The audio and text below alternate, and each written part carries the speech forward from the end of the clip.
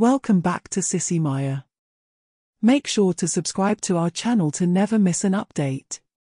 Additionally, consider subscribing to my Patreon to get access to these features, and much more. Mary Harper arrived at the mall's food court and spotted her friend Samantha Clark waving from a table. "Hi, Mary. Glad you made it. Have a seat, and let's catch up." "Hi, Sam. How are your kids?" Mary asked. Samantha responded, "Ashley and Nikki are doing great. They're both working at the salon at the end of the mall. Ashley's a talented makeup artist, and Nikki handles hair. You might see them there from time to time.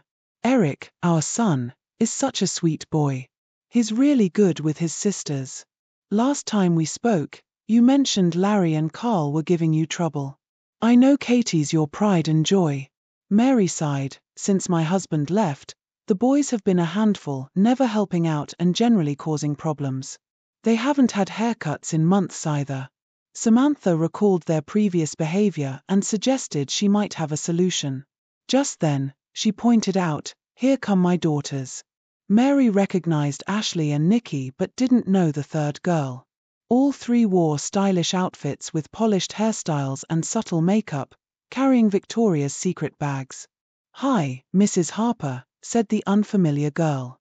Mary squinted, realizing it was Erik, who then cheerfully introduced herself as Erica. They all sat down, and Ashley opened a photo album. Samantha explained that Erica had been close with her sisters. Growing up in a house full of females, Ashley and Nikki practiced their skills on Erik.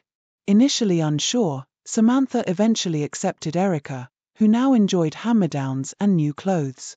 "We recently bought some cute camisoles and pants," Ashley said, displaying her flirty tank top and low-rise shorts. Nikki showed her racerback tank and boy shorts, while Erica revealed her cheetah print cami with matching hipster panties. "Mrs. Harper, could we discuss a plan to help with your sons?" Ashley said, holding the album. She described how Erik had been transformed into the considerate Erica. Erica excused herself for a dance class. Over the past few months, the salon had seen some unusual clients. Mrs. Taylor had booked makeovers for her husband, brother, and 2 sons. Ashley and Nikki showed before and after photos from the album. Frightened males turned into stylish females, complete with full hair, makeup, and chic outfits. They visited the salon monthly, and Mrs. Taylor was known for generous tips. The staff eagerly accepted assignments to give their magic touch to formerly troublesome males. A video captured these transformations both at home and out in their feminine attire. Samantha turned to Mary and said to listen as the girls explained how the woman accomplished this control and changeover. It seems that the girlfriends of Mrs. Taylor's sons convinced the boys that to really understand women and show their affection, the guys needed to share a personal, intimate experience with the girls. What could be more intimate than wearing articles of clothing most close to their bodies, their underwear and hose? They convinced the boys that this would be sexy and romantic and would make them even more attracted to them. Under this powerful, persuasive, flirting spell of these beautiful girls, the guys eventually carried out their wishes. As an afterthought, a few more items of clothing and a touch of makeup were added to the deal. Suddenly cameras appeared and several photographs were taken of the new girls in their outfits.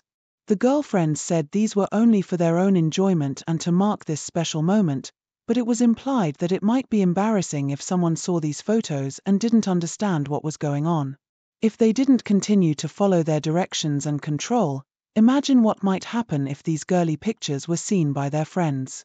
Secretly, the guys were excited by the sensuality and romance of this most intimate moment.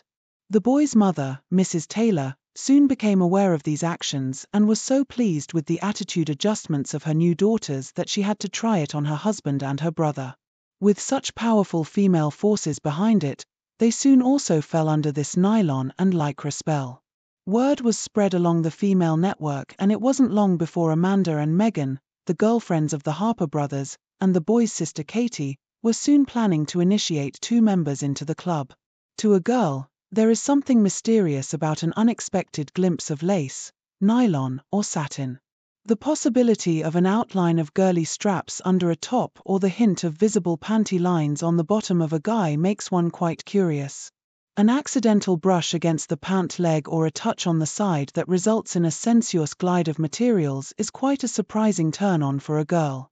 There is something special about sneaking a peek and wondering if you see a feminine waistband showing from a pair of underwear or pantyhose. That sounds like it may be a possible approach for my sons, said Mrs. Harper. The girls then said that they had a surprise. Working with her son's girlfriends and her daughter Katie, they had already started to activate the plan. They told Mrs. Harper that she should use her cell phone and call home and ask to speak to Katie. When the call was made, she found out that Lauren and Kristen, formerly Larry and Karl, were at that moment helping to clean up the house. Larry's girlfriend, Megan, had decided on a younger look, so Lauren was wearing hue opaque sheer to waist tights in white and a lacy white camisole with a pink rose at the chest under his clothes. He also had on a pair of frilly rumba panties.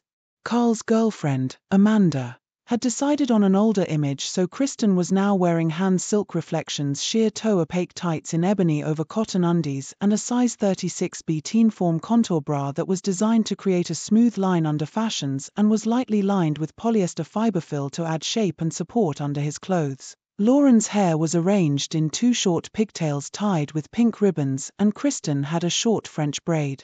Katie announced that rather than having two older brothers, she now had an older sister and a younger sister to share feminine experiences with.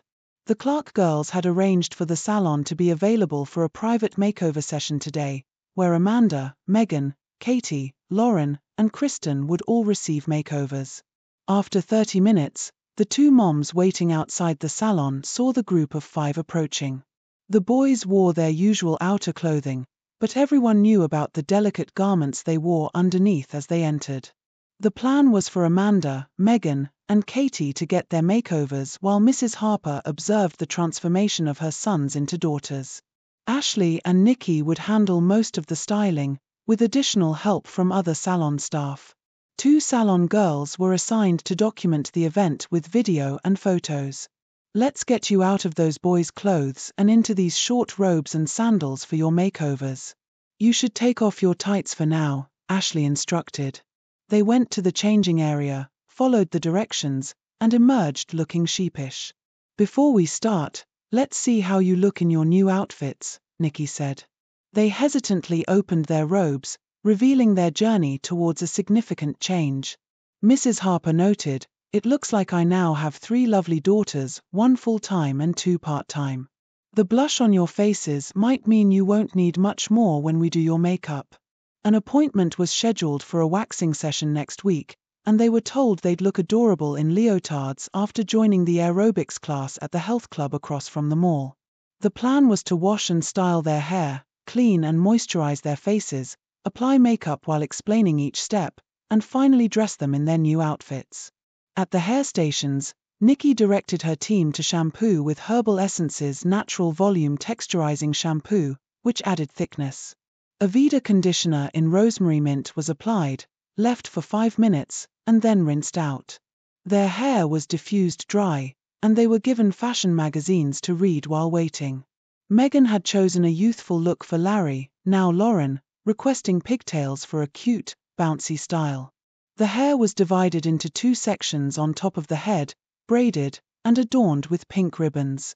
Lauren also had a fringe of bangs. Amanda, Kristen's girlfriend, knew Kristen's hair needed to grow longer but left Nikki to create a cute style in the meantime.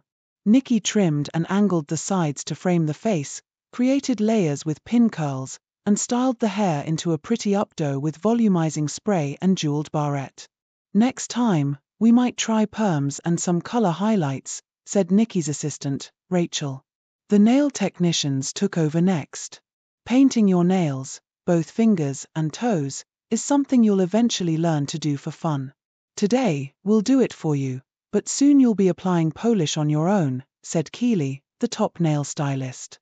Clippers, files, and emery boards were brought out. You'll want to keep your nails short and shaped in a squared-off oval. It's easier to maintain that way.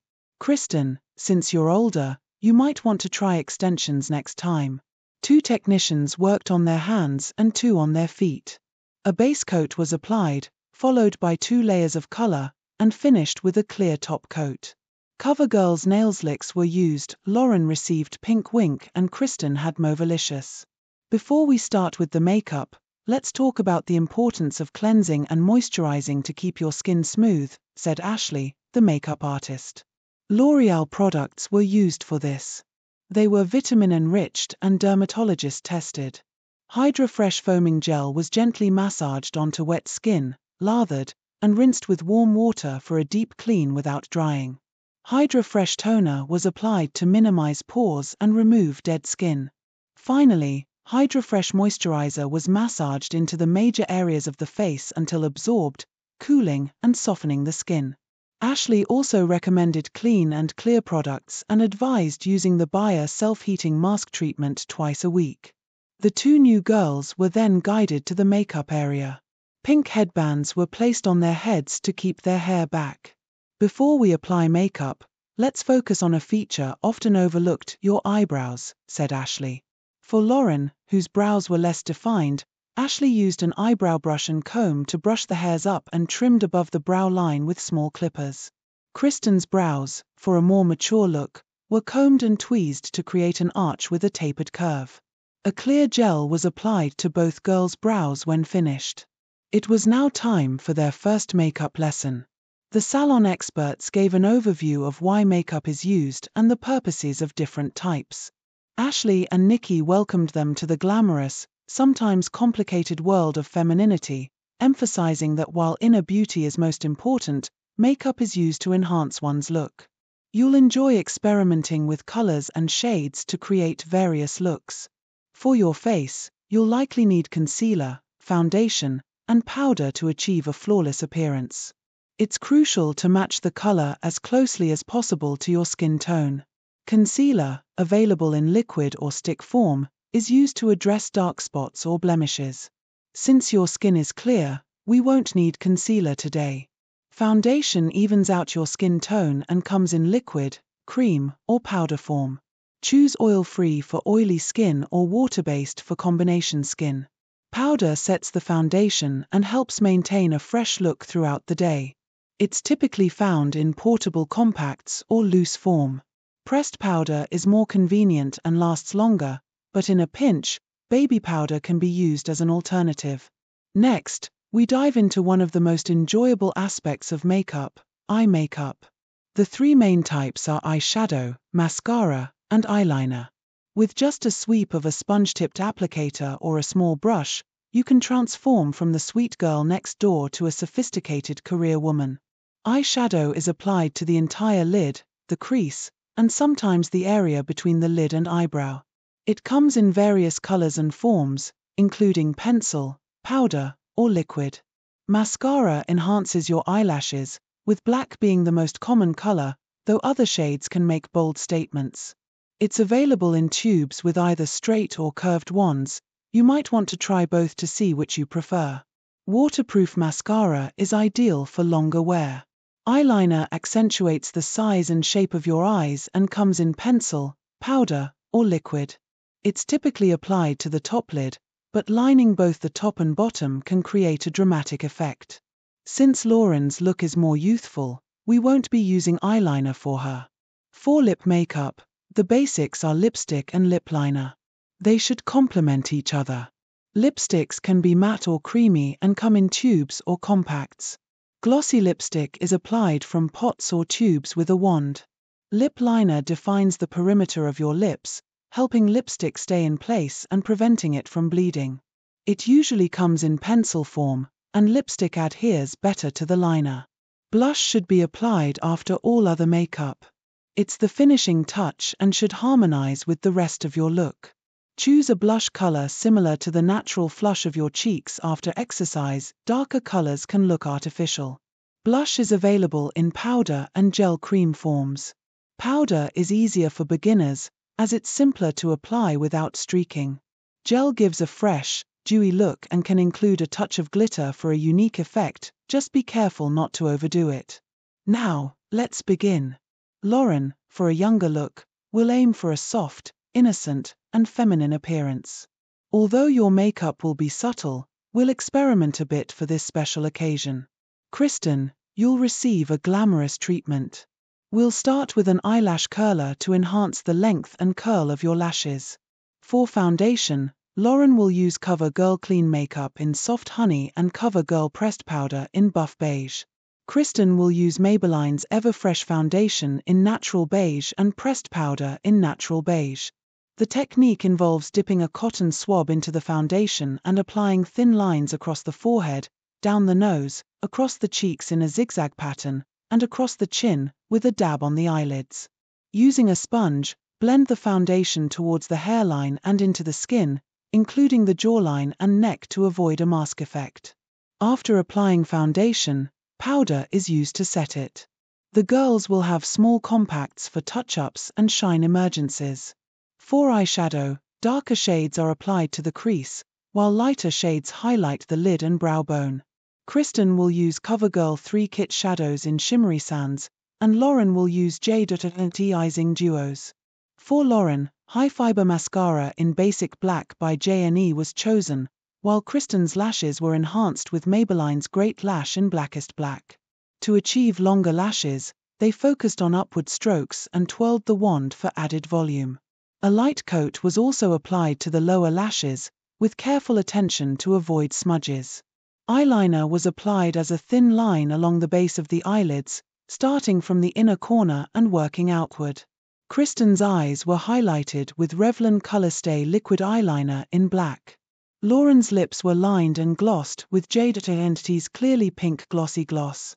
Kristen's lips were enhanced with Revlon Super Lustrous Cream Lipstick in Cherry Snow. They outlined the lips first, filled in the color, and blotted with a tissue. A light dusting of pressed powder was applied, followed by a reapplication of lip color.